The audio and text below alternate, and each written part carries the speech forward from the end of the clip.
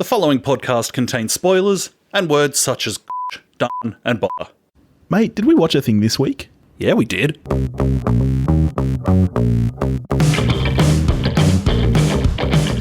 Hello everybody and welcome to We Watched a Thing. I'm Billy. I'm here as always with Topher. And how you doing, bud? No complaints here, sir. How about yourself? Mate, I'm pretty good. What have you been up to lately? You know there's not an interesting answer to that question. Well, that's not true. Sport is back, isn't it? You've been watching that. Yeah, and I wish it wasn't back. My life was fine without 1 point losses. I want to go back to the good old days when there was no sport. Yeah, I haven't been up to much either. Just, watching movies, watching telly. Cinema's open here again soon. I'm thinking about heading to the drive-in this weekend, mate. Yeah. Do you know what they're showing, or you just you don't care? No, I mean, I don't care, but I know what they're showing. You'll go watch Cats. I don't know if I'd go that far. Friday is Snatch, but then Saturday is Blade Runner 2049, which, as you know, I've been meaning to get to anyway. So I watched that just last weekend again. Well, jeez, it's good. Well, why not go see it on a big screen from the comfort of your car, mate? Well, because actually my couch is significantly comfier than my car. So I really don't know why I would do that. For the fun of it, mate, for the thrill, you can make out with your girl in the back seat and wear your cool leather jacket. Yeah, I think it's going to be different than what you think it's going to be. We'll see. I'll catch you up next week. I'll let you know how it was. Okay. But we're not talking about Blade Runner 2049 this week. What are we talking about, mate? New Spike Lee joint. That's right. Da 5 Bloods. Da 5 Bloods is a 2020 American war drama film directed and produced by Spike Lee.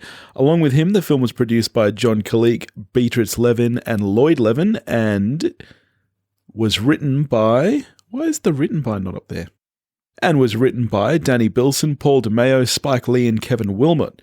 It stars Delroy Lindo, Jonathan Majors, Clarke Peters, Norm Lewis, Isiah Whitlock Jr., Mélanie Thierry, Paul Walter Hauser, Jasper Pääkkönen, John Reno, and Chadwick Boseman. And what is it about, Toph? 4 friends, all of them Vietnam vets, reunite to track down the remains of their fallen leader and also some gold. Yes, that's right. Let's get straight into it then. So I tried to... Obviously, we were not going to a cinema to watch this film. You can't do that. Also, this film is on Netflix. Yes. So you don't go to the cinema to watch it. Just go into the movies would just be the wrong move. Well, that's right. But, it's a new Spike Lee film. It's still a bit of an event, I think. Yes. So I tried to... as best I could, even though we were putting it on at we watched this at a weird time. I think we put it on at 10 a.m. So I was like, all right, close the blinds. I put my phone into flight mode. Yep. So that I could still make the odd note for this if I wanted. But I was like, I don't want no bastard texting me. I don't care. I don't want to know. There's a Spike Lee film to watch. Tried to get in that headspace because as much as I'm still thank God Netflix did make this film because Spike Lee had tried to get it made everywhere else before he went to Netflix. So, hooray, thanks Netflix. I mean, there's still no getting around the fact that watching a movie at home is different to watching it at the movies. And it just feels less special, I would say, because it is, in fact. It is, yes, definitely. Yeah. Is it still possible to thoroughly enjoy a new film at home on Netflix? Of course it is. And enjoying a film on Netflix is indeed what happened 2 days ago when I watched Da 5 Bloods. So, okay, that was a very, very long-winded way of what I think you're saying is that you liked it but did not love it. And seen. Okay, all right. I did a similar thing. You know that I've got the home theatre here, the 100-inch screen, and we did date night. We got some takeaway and we sat on the comfy chairs and we fired it up on the big screen and same thing, no phones or anything. Definitely the best way to see it, I think. I loved this movie. I don't think it's as strong as BlacKkKlansman, but I think it's a pretty great follow-up, and I think Spike Lee is getting more and more ambitious. There's a lot in here to unpack. It's saying a lot of things, and it's doing a lot of things, and I know that there are some complaints around the runtime, some people saying it could be shorter. Now, you know me. I'm old 90-minute max Billy. I actually didn't have a problem with the runtime. I think that this is how you make a film that is long and is still entertaining, I think. I think this was a really gripping, entertaining watch. So shall we kick it off with the cast? Sure. So Chadwick Boseman is really being... I'm guessing it's just because he's the big name. You know, he is the Black Panther. He was really all over the marketing for this as like starring Chadwick Boseman. Totally not the case. No. Watching this... since we're on Boseman, when I'm knocking on the door of my mid-40s, I'm not going to look like Chadwick Boseman. Wait, you what? Yeah, Chadwick Boseman was born in 1977. Oh my God. I'm not even in my mid-30s and he looks a million times better than me. Yeah, that guy just depresses me. But I love him. I love Boseman. Yeah, me too. And I think he was great in that supporting role. But yes, certainly this is not a Chadwick Boseman vehicle. If you've been led to believe that, you done been tricked. Yeah, this is really, at the heart of this is Delroy Lindo's performance as Paul, who I would be very happy, and I say at this point because who knows what's going to happen with the rest of the year, I'd be really, really happy to see him get a nomination for acting in this film because I thought his performance as this troubled Vietnam War vet was really, really engaging. As of mid-June, that's a pretty big... As a mid-year... Pretty big asterisk next to that. Yes. But as of mid-June, it's hard to see Delroy Lindo not getting nominations for this film. The only question is he supporting or lead? Because he's probably the most central character the film has, but it's also an ensemble piece. Yeah, I would argue that. I think that the film does shift quite dramatically at points, but I would say that at the whole, he is definitely at the heart of the story. He really is the central character of the film, I think. Yeah, so like I agree, but also the film does end without him, and like, you know, spoilers, the guy dies, and it's not like, all right, that's the end of the film. Like the story just carries on. Yeah. And like there's an argument here, like we've talked about this before, that it aggravates both of us when most acting equals best acting, and certainly Delroy Lindo is doing the most in this film, but not in it never feels out of place for the character. I think he absolutely slays this role. He's incredible. Yeah, absolutely. There are also many times in the film where what he's doing is actually very quiet, really. Like, yes, there are those big emotional scenes that he generally gets in the film. There are the big breakdown scenes. The scene where he's on the boat and the guy is trying to sell him a chicken was absolutely... Yeah, so there's things like that where it starts quiet and builds up. Yes, and that's what I think he does really well is the balance here. He's not Nicolas Cage going from whispering to shouting, but he's also not just shouting the whole time. I do think everything is really meticulously crafted in his performance, and it's really, really nice. He's awesome. And like, I haven't seen Lindo in a film. I don't know how long it's been that Delroy Lindo's just been off my radar. And it was a pleasure having him back. And I'm not sure I've ever seen him better. Not that I've seen everything that Delroy Lindo's ever done by any stretch. And then like fans of The Wire, happy days for us. We get Clarke Peters as Otis, who I think is in this film as he is in everything ever. Just sensational. And Isiah Whitlock Jr. as Melvin, who obviously he can't appear without letting out a shit. Yeah. And I almost broke into applause because I love it. Yeah. I don't care if it's like, you know, some part of my brain's like, dude, not everyone in the world does that. So why does everyone you play do that? Yeah. And then a larger part of my brain goes, who gives a but yeah, I thought the performances of all four of the remaining Bloods were so...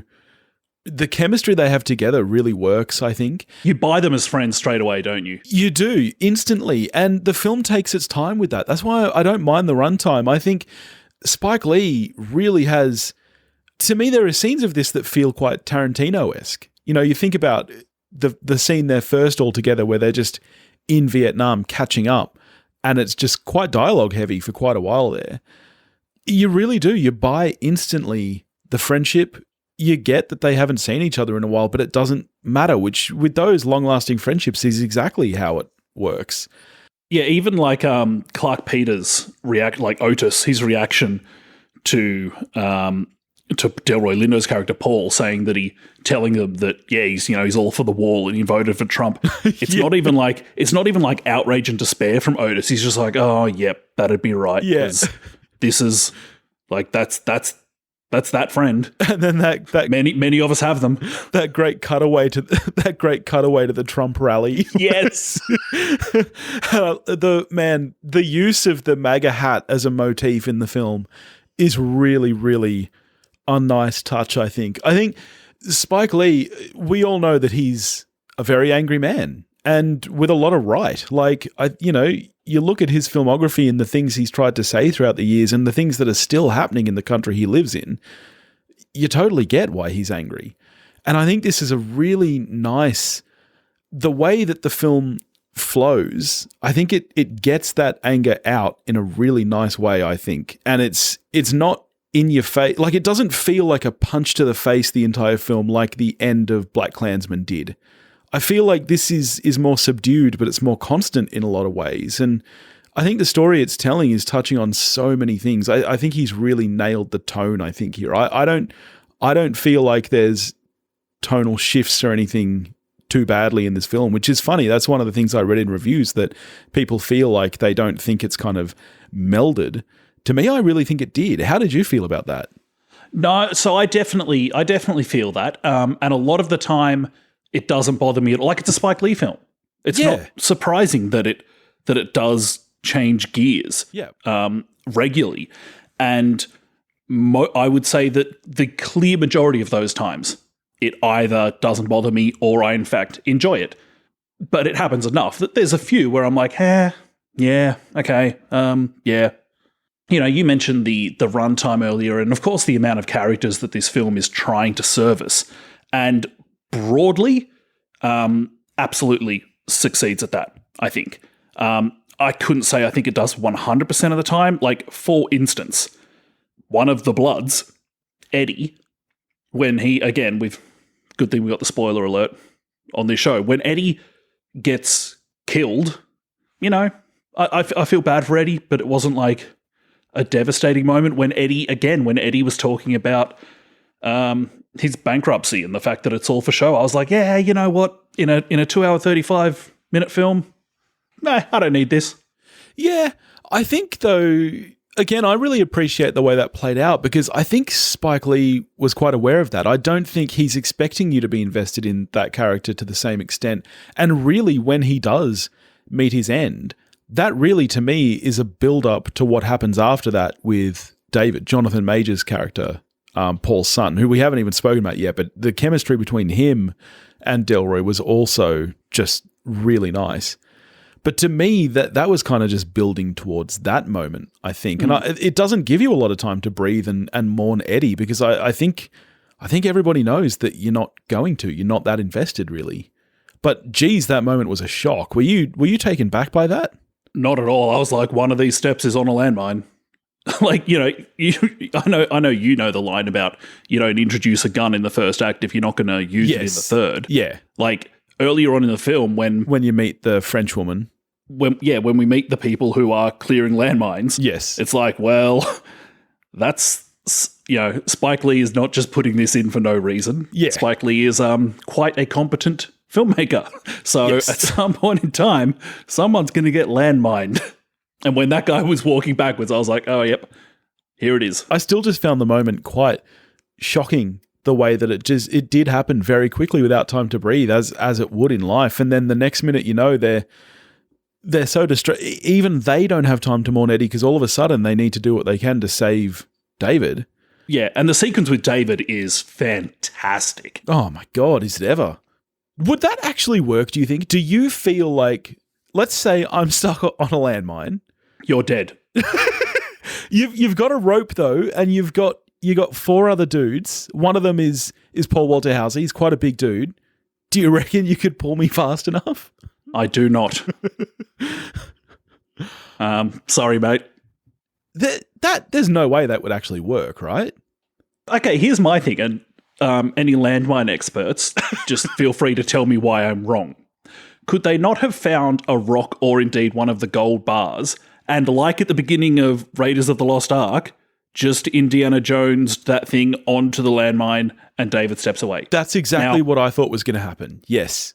I've had very little to do with landmines in my life. I freely admit I don't know what I'm talking about when it comes to landmines, but I was like, why aren't we trying this? I was the same because I was like, is it just a button? Because could you, for example, hold it down with something like a stick, like poke it down with a stick and then walk away from it and release the stick? You know, I have no idea. I think our thing is maybe from a Seth Rogen film, not a Spike Lee film. Yeah, that's probably fair. Interested to find out that this is not an original Spike Lee script. Because when you're watching it, like, you're just very aware that you're watching a Spike Lee film. Yes. But yes, the script made its way to him, and there were then extensive rewrites. Like, originally, the characters weren't even black. Yes. So it'd be really interesting to know how far this deviates from the original. As you say, given that the characters weren't even black, I think that has to tell you how much it deviates, because that has a lot to do with it. And this is his third collaboration with Kevin Wilmot as a co-writer. And yeah, I think they are on such a hot streak. How did you feel? This is another big talking point about the film, the flashback sequences. Yeah, I had no problem. I was totally on board with it. I know some people, for example, have issues with the fact that it was the same cast. I personally loved that. I think it's a smart choice. Like, obviously I get it. Realistically, yeah, okay, sure, they were 50 years younger. We get that. That's fine. Can you imagine the issues you would have had trying to follow which character was who if they were a different cast? From what I've heard, that was the biggest reason for it. Spike Lee was like, look, I don't have the budget that The Irishman has, so I can't de-age these guys. Yeah. And he hates it when films recast younger people. So it seems like maybe it wasn't even an intentional, I'm just going to do this because, fuck it, I'm Spike Lee and I'm just going to do it. It was just like, hey, you know what? I'm almost out of options, so stuff it. You guys just do it. Yeah, can you imagine think of the exposition you would need to reintroduce all of these characters so that you could remember who was who. That's right. And then do you actually have everyone's, there's no way you would have had everyone's name down, Pat. Absolutely not. No. And then, honestly, to me, even from a kind of metaphorical level, I didn't mind it so much because to me, it's like these are literally flashbacks. It's not even necessarily for the sake of film, although obviously it is. It's these people having flashbacks. And in my head, it's like when you look in the mirror and you're like, who is that person? Like, you know what I mean? When you have a flashback, you probably are just seeing yourself as you are now, or you're almost timeless in a flashback. So I really had no problem with it at all. So here's how it works for me. And I don't know if this was the intent or if I'm just finding a way to like it more. I'm not entirely certain, but here's how it works for me, and I did enjoy it, is that it works for me provided it's a memory, not a flashback. Yeah, well, and that's I guess that's the word I was using effectively. Yes, it's these people having their memories of it. Yes, in that way, I'm completely fine with it. Same, because when you have a memory, you are kind of timeless. Often it's from first person, so you're not picturing yourself anyway. And if you were to, you probably would just see yourself how you are now, because that's what you see when you look in the mirror. Like, you don't necessarily have a brilliant memory of yourself 50 years ago. I was also totally on board with the shift of there's the obvious shift in the aspect ratio. Yes. When we go backwards, but there's also a shift in the look of the film where it leans into that much more kind of that 70s look of kind of the gold and black hue of a lot of film at the time, which I totally dug. I thought it was really effective. Yeah, definitely. And on the production, I really loved the way that they played with the aspect. There were the times, obviously, where there was the hard cut, but there were a few where there was a transition, and the way that the aspect transitioned itself was really nice as well. You could actually see that slowly bring itself in. I thought that was a really nice touch. I kept thinking, all right, we're probably done with the Francis Ford Coppola references. Nope. Yeah. Here's another one. I mean, how great was it, though, when Rise of the Valkyries played when the riverboat is going? Like, that was awesome. That's just a genuinely funny moment, just to repurpose this song that for so many of us yes, that music, The Ride of the Valkyries, is just, we just associate it with Apocalypse Now. Yes. Like, if that's what you grew up with, that's what that music is for you. And to repurpose it for a bunch of old guys plodding along a river instead of a helicopter attack is just priceless. I thought it was hilarious. Same. I thought it was brilliant. And even like from that first time we see the Apocalypse Now sign, like the blatant, here's an Apocalypse Now poster. Yeah. To then have the camera track back from that and there's a Budweiser sign in front of it. Yeah. So just this like overt commercialization of a film that, you know, is such a internal trip, if you like. Yeah. Again, just hilarious. You got a guy that's referenced as Godfather. Yeah. In the film, you've got a point in the film where you go on a bit of a mini tangent with a French woman. It's just like, it's almost never ending. Just I love it. I love it. On the Rise of the Valkyries moment, I actually quite liked a lot of the music cues in the film. That's another thing that I've seen people take issue with is the score. I really liked that it was quite diverse. You know, you've got that kind of, in the flashback scenes, you had that really kind of over the top, you know, triumph of war music. You know, I really liked the way that it all played out. Props to, there's some pretty big action set pieces in the film, of course. The final shootout of the film, I give total props to because it does something that a lot of action sequences and particularly gunfights don't do, which is that it is completely coherent. Yes. You always know, whenever you cut to a character, you know where they are in relation to everything else. Even though you haven't had they didn't have that scene where you draw out in the dirt where everyone's going to be and what everyone will do. Yeah. But even without that, it's just a really clear scene that cuts together beautifully, I think.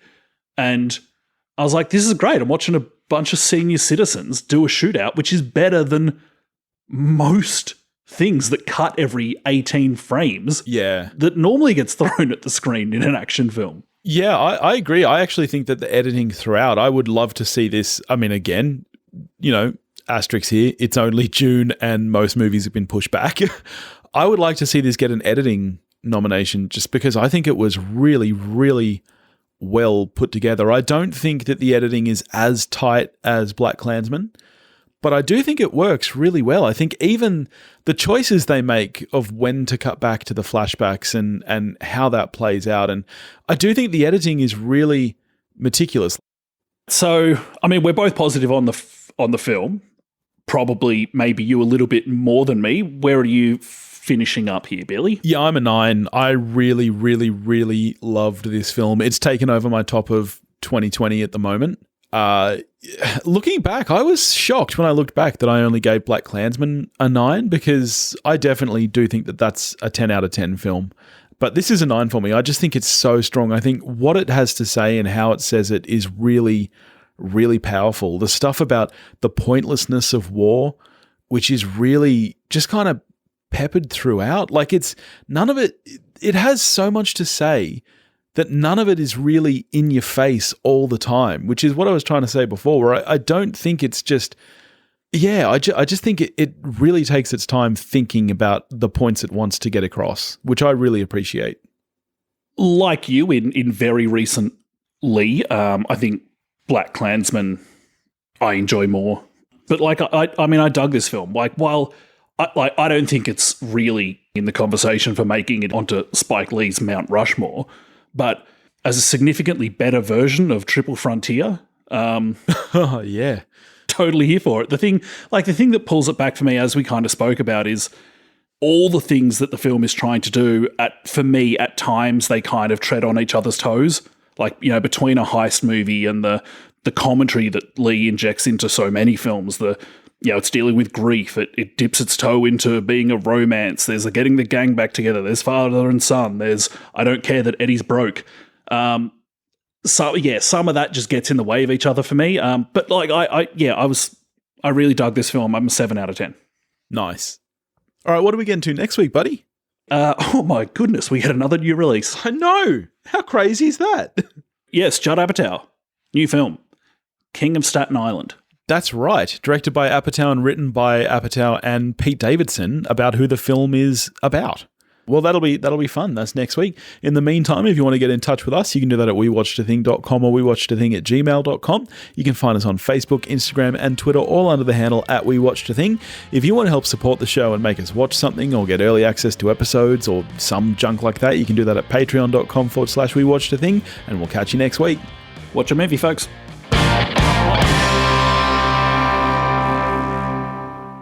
One might even say we beat ourselves. Yeah. Not like that. Yeah. Oh.